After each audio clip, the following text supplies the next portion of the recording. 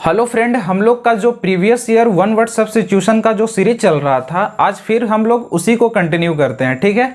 एक question SSC CGL में 3/3/2020 को फर्स्ट शिफ्ट में पूछे गए थे, वो भी प्रीलिम्स में टीयर फर्स्ट में। ठीक है। आज का हमारा क्वेश्चन है a song sung at a burial. कहने का मतलब, बरियल मतलब क्या होता है? समाधि, यानी समाधि पर गाए जाने वाला गीत को क्या बोलेंगे? ऑप्शन नंबर फर्स्ट हमारा है डज, सेकेंड है बैलेड, थर्ड है हिम और फोर्थ है सोनेट। बताइए इसका सही आंसर क्या हो जाएगा? चलिए देखते हैं। ऑप्शन फर्स्ट हमारा क्या है? डज। डज मतलब होता है शोक गीत। ठीक है। डज मतलब शोक गीत। ठीक है। जैसे दाह संस्कार के समय या किसी मृत व्यक्ति के प्रति दुख व्यक्त करने के लिए जो गीत गाया जाता है उसी को बोलते हैं डज। ठीक है। ऑप्शन बी हमारा है बैलेड। क्या है? बैलेड। बैलेड मतलब होता है गाथा गीत। ठीक है। जैसे रामायण में लव कुश ने जो गीत गाए थे, जो स्टोरी बताता है ना, उसी को बोलते हैं बैलेड। बैलेड मतलब गाथा गीत। A long song that tells a story. That tells a story. जो रामायण में जैसे लव कुश ने गाए थे, उसमें क्या था? हम कथा सुनाते राम सकल गुणगान की, ए पूर्ण कथा रामन, कुछ था ना ऐसा ही, उसी को बोलते हैं वैलिड। वैलिड मतलब गाथा गीत। A long song that tells a story. A long song that tells a story that is called ballad. Option number C हमारा है हिम। हिम मतलब होता है धार्मिक गीत। हिम मतलब धार्मिक गीत, या इसको बोल सकते हैं मंत्र। हिम मतलब धार्मिक गीत या मंत्र। A religious song that sing together. जैसे हम लोग कई जगह धार्मिक स्थान पे जाते हैं या कोई मंदिर वगैरह में जाते हैं, तो वहाँ पे क्या देखते हैं कि जो महात्मा लोग होते हैं, साधु लोग होते हैं, एक ही साथ में गीत को या मंत्र को क्या करते हैं? जप करते हैं, गाते हैं।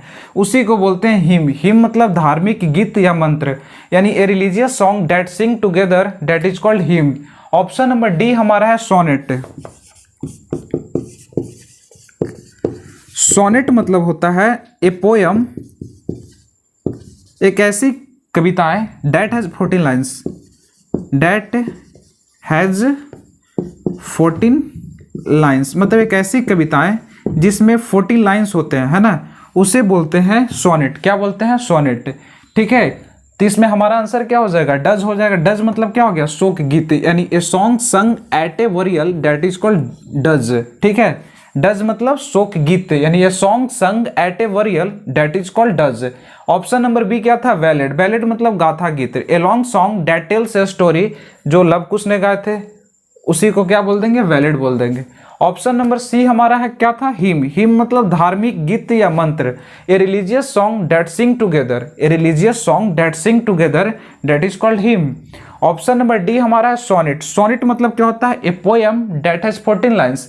एक ऐसी कविताएं जिसमें 14 लाइन्स होती है, उसे बोलते हैं हम लोग क्या? सोनेट। ठीक है। आप इसको नोट डाउन कर लीजिए और आप जरूर से जरूर इसे याद कर लीजिए। ठीक है ना।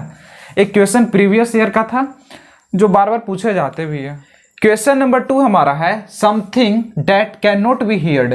कहने का मतलब हुआ कुछ ऐसा जो जिसे हम लोग सुन नहीं सकते हैं, उसे क्या बोलेंगे? ये भी क्वेश्चन हमारा एसएससी सीजीएल में 3/3/2020 को फर्स्ट शिफ्ट में टीयर फर्स्ट में पूछे गए हैं। ठीक है। जो पिछले वाले क्वेश्चन का सेट में ही आया था, है ना। Something that can not B heard, जिसे सुना नहीं जा सकता है, उसे क्या बोलेंगे? ऑप्शन नंबर फर्स्ट है इनऑडिबल, सेकेंड है ऑडिबल, थर्ड है इररिवोकेबल, ऑप्शन नंबर डी है इनफॉलेबल। बताइए इसका सही आंसर क्या हो जाएगा? ये तो आसान है, एक क्वेश्चन हम लोग करवाए भी थे और एक क्वेश्चन एमटीएस में भी आया है ना। इसका सही आंसर हो जाएगा इनऑडिबल। क्या हो जाएगा? इनऑडिबल। इनऑडिबल मतलब जिसे सुन नहीं सकते हैं, है ना। इनऑडिबल मतलब क्या हो जाएगा? जिसे सुना नहीं जा सकता, जिसे सुना नहीं जा सकता। ठीक है। That is called inaudible. Inaudible मतलब जिसे सुना नहीं जा सकता। ऑप्शन नंबर बी हमारा है ऑडिबल। ऑडिबल मतलब क्या होगा? जिसे सुना जा सकता है, जिसे सुना जा सकता है, सुना जा सकता है ना, डेट इज कॉल्ड ऑडिबल। यानी something that can be heard, something that can be hear, that is called क्या हो गया? ऑडिबल। ऑडिबल मतलब जिसे सुना जा सकता है उसे बोलते हैं ऑडिबल, यानी something that can be hear that is called audible. Option number C हमारा है irrevocable.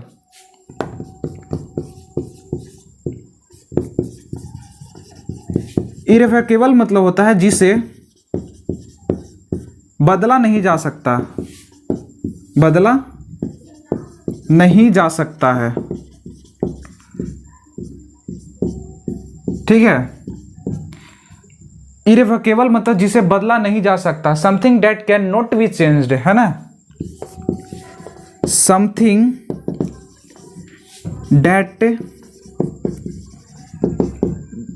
Date can not be changed, something that can not be changed, that is called क्या हो जाएगा? इरेवोकेबल, इरेवोकेबल हो जाएगा, ठीक है। ऑप्शन नंबर डी हमारा है इनफॉलेबल।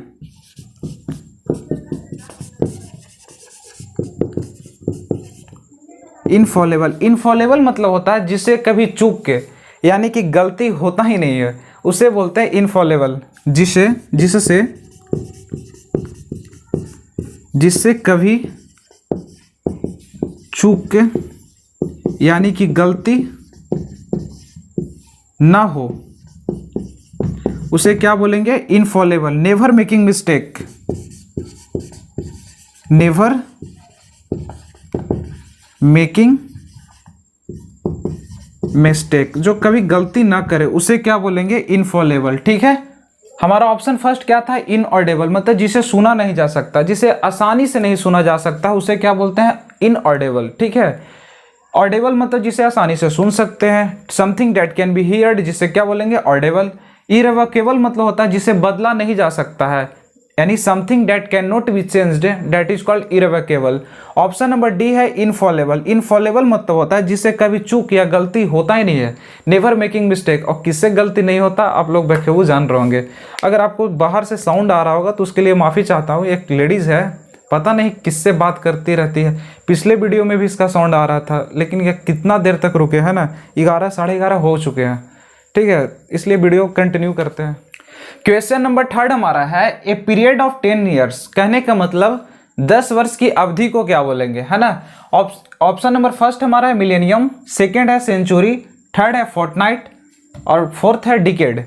ये भी क्वेश्चन एसएससी सीजीएल में 3/3 2020 को सेकंड शिफ्ट में यानी टियर फर्स्ट में यानी प्रीलिम्स में ही पूछे गए हैं, ठीक है। ऑप्शन फर्स्ट हमारा क्या है? मिलेनियम। देखिए मिलेनियम का स्पेलिंग जरूर आप याद रखिएगा, MILLENNIUM होता है। स्पेलिंग करेक्शन में बहुत बार पूछे गए हैं। मिलेनियम मतलब होता है ए period of how much years? A period of 1000 year, a period of 1000 year, यानी 1000 वर्षों, 1000 वर्षों की अवधि, 1000 वर्षों की अवधि को बोलते हैं मिलेनियम। और मिलेनियम में एक चीज और याद रखिएगा, मिलेनियम में डबल एन होता है और डबल एल होता है। यहाँ पे करेक्शन रहता है, सिंगल एल दे देगा और यहाँ डबल एन रहेगा, या फिर सिंगल एन लिख देगा यहाँ डबल एन रहेगा, तो यहाँ पे ही प्रॉब्लम क्रिएट होता है इसका, ठीक है। मिलेनियम MILLENNIUM मिलेनियम, यानी 1000 वर्षों की अवधि को बोलते हैं क्या? मिलेनियम बोलते हैं। A period of 1000 years that is called millennium. Option number B हमारा क्या है? सेंचुरी। सेंचुरी तो आप जानते ही होंगे,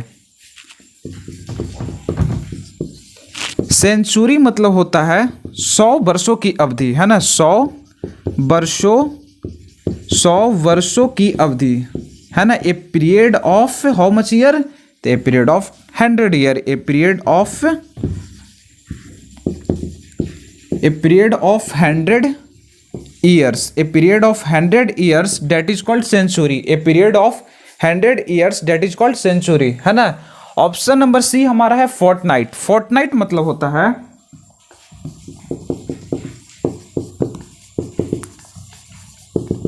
ए पीरियड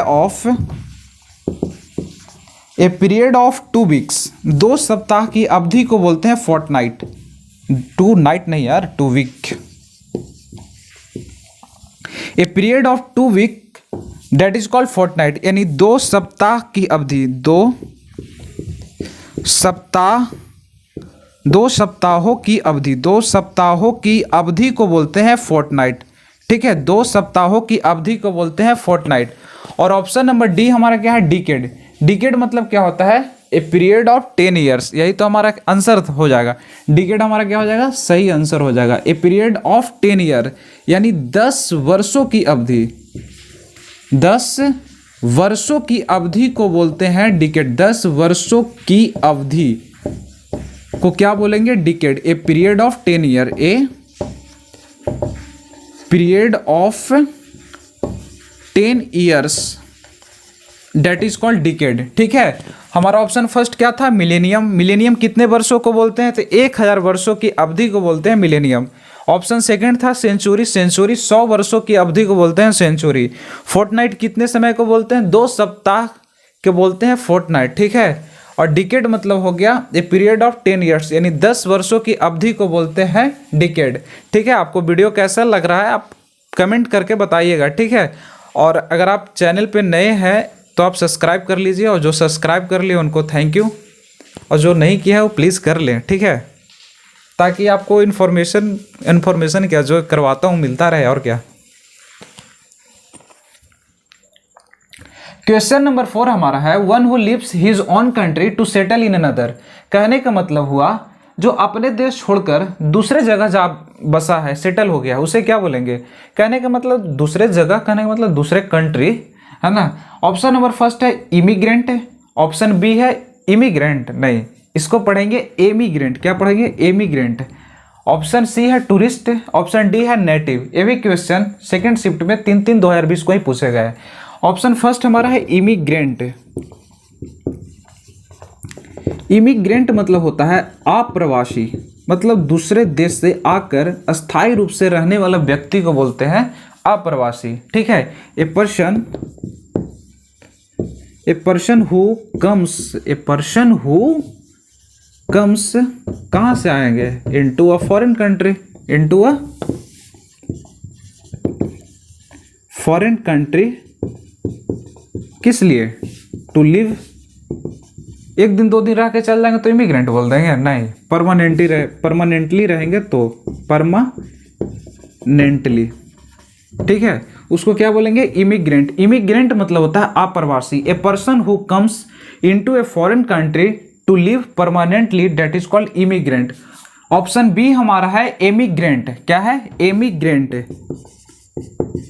एमिग्रेंट मतलब होता है स्वदेश छोड़कर दूसरे देश में जा बसने वाला को बोलते हैं क्या, एमिग्रेंट बोलते हैं। स्वदेश छोड़कर मतलब अपना देश छोड़कर दूसरे देशों में जा बसने वाला व्यक्ति को बोलते हैं एमिग्रेंट। यानी one who lives his own country to settle in another that is called emigrant. इसका सही आंसर क्या हो जाएगा, तो एमिग्रेंट हो जाएगा। इसका प्रोनाउंसिएशन क्या करेंगे, तो एमिग्रेंट करेंगे। ठीक है, और ऑप्शन सी क्या हो गया, टूरिस्ट। ठीक है, इसको इरेज कर देते हैं। ऑप्शन सी हमारा हो गया टूरिस्ट। टूरिस्ट मतलब क्या होता है, पर्यटक, मतलब जो घूमने के लिए आते हैं ना, उसको बोलते हैं क्या, टूरिस्ट। इसका इंग्लिश वर्ड क्या हो जाएगा, ए पर्सन हु विजिट्स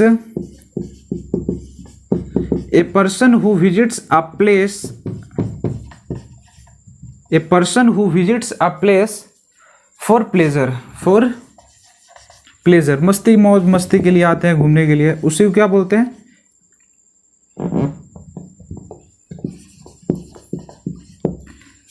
टूरिस्ट बोलते हैं। टूरिस्ट मतलब पर्यटक। ए person who visits a place for pleasure that is called tourist. और ऑप्शन नंबर डी हमारा है नेटिव। क्या है, नेटिव। नेटिव मतलब होता है मूल निवासी। नेटिव मतलब मूल निवासी। ठीक है, नेटिव मतलब मूल निवासी। इसका कहने का मतलब हुआ place where you were warned, place where you were warned और where you live where you live where you always lived, जहाँ हम लोग हमेशा रहते हैं, ऑलवेज लिव्ड, है ना, उसको बोलते हैं नेटिव। नेटिव मतलब मूल निवासी, कहने का मतलब जहाँ के लोग रहते हैं, जहाँ जन्मे हैं, वहीं हमेशा रह रहे हैं, उसी को बोलते हैं नेटिव। नेटिव मतलब मूल निवासी। Place where you were born और हु, क्या लिख दिया, place where you were born और you were always lived, you were always lived, है ना, that is called native. Native मतलब क्या हो गया, मूल निवासी। ऑप्शन फर्स्ट क्या था, इमिग्रेंट। देखिए इमिग्रेंट और इमिग्रेंट में हमेशा कन्फ्यूज़न होता है, शायद आज अगर हम बता देते हैं तो उसके बाद कन्फ्यूज़न क्रिएट नहीं होना चाहिए। देखिए इमिग्रेंट, यहाँ आई है, क्या है, तो आई है। जैसे आप कहीं मॉल वगैरह या बड़े बड़े शॉप में जाइएगा तो आप देखिएगा एंट्री करने का एक दरवाज़ा होता है, एक एग्जिट का दरवाज़ा होता है। तो एंट्री कर रहे हैं मतलब आ रहा है, एंट्री कर रहे हैं मतलब आ रहा है, और एग्जिट मतलब क्या हो रहा है, मतलब कि जा रहा है। एंट्री मतलब आई मतलब इन होता ना है, आई मतलब इन करना, इन करना मतलब आ रहा है, और ई मतलब एग्जिट होता है, इसका मतलब कि वो जा रहा है, अपने देश से जा रहा है, और कोई मतलब दूसरे जगह से यहाँ आ रहा है, उसी को बोलेंगे इमिग्रेंट, और जो जा रहा है उसको बोलेंगे एमिग्रेंट। ठीक है, आप इसको नोट डाउन करिए। चलिए ठीक है, आज यहाँ तक ही रखते हैं। ठीक है, आप चैनल को अगर सब्सक्राइब नहीं किए हैं तो प्लीज़ भाई कर लो सब्सक्राइब। ठीक है, बाय बाय।